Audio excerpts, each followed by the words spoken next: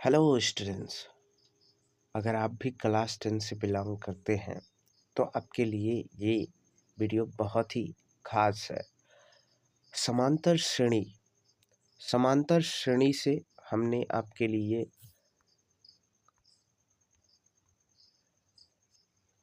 ये वीडियो बना रहा हूँ, जिसमें हम आपको 5.2 के कुछ सवाल 5.1 के दूसरे सवाल को बताने वाले हैं। अब वो दूसरा सवाल क्या है, उससे रिलेटेड सिचुएशन क्या है, सूत्र क्या है, फार्मूले क्या है, वो सभी बताएंगे। तो चलिए सबसे पहले हम रूल समझ लेते हैं। रूल है फॉर एन एपी। एपी का मतलब है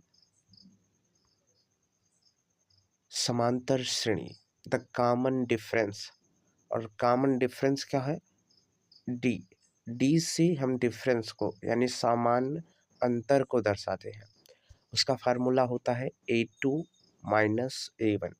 अगर इससे पहले वाली मेरी वीडियो नहीं देखी है आपने, तो सबसे पहले आप उससे जाकर देखो। फिर आपको समझ में आएगा कि ये हमारा D, A1, A2 ये क्या है, ये आपको समझना है। इसके लिए AP का एक फार्मूला होता है A डॉट P बराबर, फार्मूला होता है A1 A2 A3 कामा होता है यहाँ पे, ठीक है, A4, ये फार्मूला होता है। तो इसका मतलब है समांतर श्रेणी बराबर पहला प्रथम पद A1, द्वितीय पद A2, तृतीय पद A3 और चतुर्थ पद A4। इसी तरह से ये श्रेणी आगे भी बढ़ती रहती है, A5 A6 ना। तो ये AP का एक फार्मूला होता है।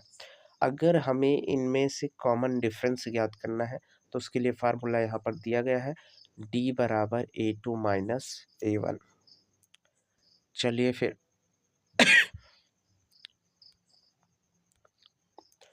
आगे चलते हैं। आगे एक प्रश्न है, उसको देखेंगे। प्रश्न है, निम्नलिखित में से प्रत्येक के पहले पद और सामान्य अंतर ज्ञात कीजिए। पहला पद मतलब क्या चीज? पहला पद मतलब डी, सॉरी A1, ठीक। और फिर सामान्य अंतर मतलब क्या? डी। ये दो चीजें हमें ज्ञात करना है। तो चलिए फिर हम आगे देखते हैं किस तरह से उसे ज्ञात कर सकते हैं। सवाल पहले देखेंगे। सवाल है 3,1,-1,-3। ये हमारा समांतर श्रेणी दिया गया है, यानी AP बराबर इतना दिया गया है। अब इसके लिए अगर हमें पहला पद ज्ञात करना है तो प्रथम पद ज्ञात करना है। तो प्रथम पद का हम A से डिनोट करते हैं, और A जो है हमारा वो क्या है, यहाँ पर देख सकते हैं आप, पहला पद जो है वो 3 है। पहला पद हमारा क्या है? 3 है। तो 3 हमारा A इक्वल हो जाएगा। तो A इक्वल 3 हम यहाँ पर क्या कर देते हैं, डिनोट कर दिए। हम पहला पद ज्ञात कर लिए। अब हमें क्या ज्ञात करना है? सामान्य अंतर। सामान्य अंतर ज्ञात करने के लिए हमें उसी फार्मूले का यूज करना है। जो फार्मूला आप यहाँ देख सकते हैं, यहाँ पे जो फार्मूला लिखा है, इसी को उपयोग करके हम क्या करेंगे, इसका सॉल्यूशन करेंगे, ठीक है। तो D बराबर A2 माइनस A1। चलिए D ज्ञात करना है तो इक्वल लगाएंगे। A2 क्या है? A2 है 1 और माइनस A1 क्या है? 3। और A2 माइनस A1 है, तो यहाँ पर देखो आपका A2 क्या है? 1 है, यहाँ पर देखो, और A1 क्या है? 3 है, ठीक है। तो यहाँ पर आप देख सकते हो उसको माइनस किया गया है। माइनस करने पर क्या आया? -2 आया। और -2 जब आया तो ये क्या मिल गया हमें? D का मान मिल गया, ठीक है। तो d बराबर हमें क्या मिला, d बराबर मिला -2। अतः पहला पद a बराबर 3 और सामान्य अंतर d बराबर -2 हमें मिला है। ठीक है, अब ये हमारा एक सवाल सॉल्व हो गया। दूसरा एक सवाल हम सॉल्व करेंगे।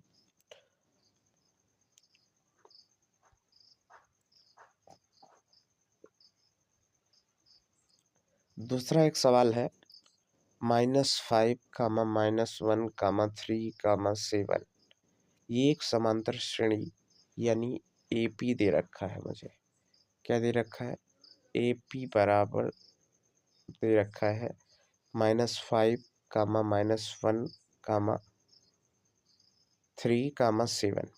तो यहाँ पर अगर देखें तो A1 जो है हमारा क्या है, -5, और A2 क्या है, A2 -1 है, और A3 क्या है, A3 है 3, और A4 क्या है, 7।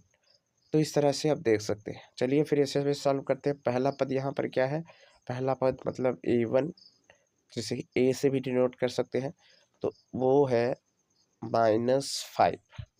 ठीक है, फिर उसके बाद समान अंतर। समान अंतर ज्ञात करने के लिए फार्मूला क्या है, D बराबर A2 माइनस A1। यहाँ पर A2 क्या है, -1 है, और फिर माइनस लगाना है, फिर A1 लिखना है। यहाँ पर देखो A2 मैंने लिखा -1, फिर माइनस लगाया, फिर A1 लिखा मैंने -5। अब इसे अगर सॉल्व करेंगे तो किस तरह से सॉल्व करेंगे? इसे सॉल्व करने के लिए आपको क्या करना है, प्लस माइनस का यहाँ पर गुणा करा देना है, और प्लस माइनस क्या हो जाएगा, +5 में बदल जाएगा। इससे पहले अगर -1 है तो इसको सॉल्व करेंगे तो क्या आएगा, 4 आ जाएगा। ठीक है, तो यहाँ पर इस तरह से सॉल्व हुआ है। तो ये 4 आया है क्या, D समान अंतर।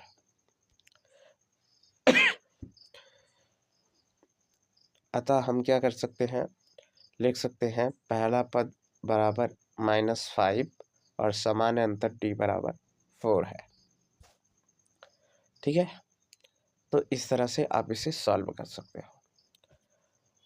तीसरा एक सवाल है, तीसरा एक सवाल हम जो आपके सामने प्रदर्शित तो करेंगे, लेकिन उसे सॉल्व नहीं करेंगे। उससे आप सभी सॉल्व करके आंसर कमेंट में लिख के बताओगे। तो चलिए फिर वो सवाल लिख देते हैं आपके सामने। सवाल है 6,6,6,6। बहुत ही आसान सवाल है, बहुत ही आसान सवाल है। इसे आप सॉल्व करके हमें बताइएगा, है ना। एक समांतर श्रेणी ये भी है। तो हम आपसे फिर मिलते हैं अगली वीडियो में, तब तक के लिए जय हिंद।